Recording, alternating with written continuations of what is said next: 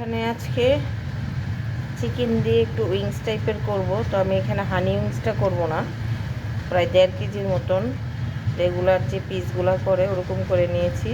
এখানে ময়দা, কর্নফ্লাওয়ার, একটু লাল মরিচ কালারের জন্য, আদা রসুন আর অল্প একটু টক দই দিলাম। এটাকে আমি সুন্দর করে মাখিয়ে নিব।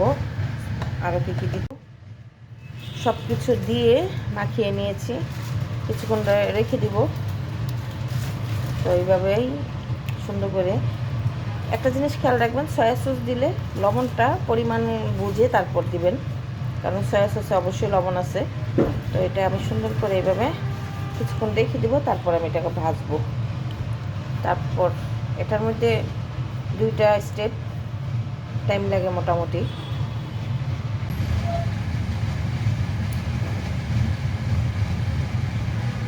তো আমি এটা আস্তে আস্তে তেলে ছেড়ে দিচ্ছি, একটা করে ভেজে নেব। তো আস্তে আস্তে করে এগুলো ভেজে নিচ্ছি। অনেক সময় আবার একটু বেশি বড় পিস হলে একটু সিদ্ধ করে নিলেও ভালো হয়, আবার যদি ছোট পিস থাকে তাহলে একটু সিদ্ধ না করে নিলেও হয়। তো আমি এটা আস্তে আস্তে ডিম মাছে ভাজবো অনেকক্ষণ।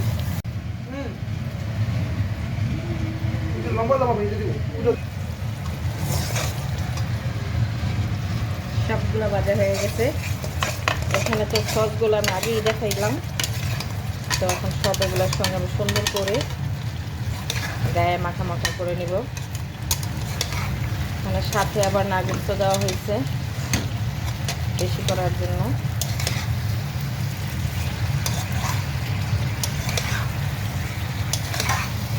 দেখুন কালার জমে গেছে জমে গেছে।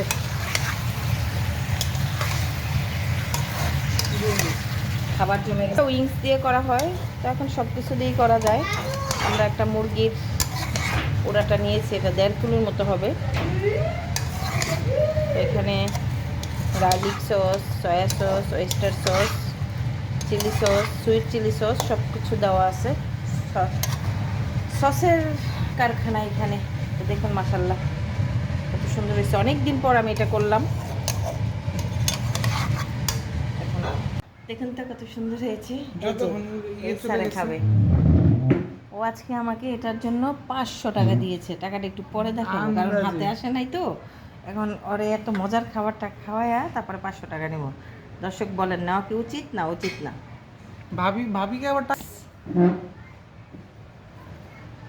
তো আমার এই তো এটারে কি নাম দিব? এটা কিন্তু উইংস না, হানি উইংসও না। তো যাই হোক, হানি উইংস। তো এইভাবে বাসায় বানাবেন, খাবেন। চিকেন হইলেই হয়। তো ভালো থাকবেন সবাই, আল্লাহ হাফেজ।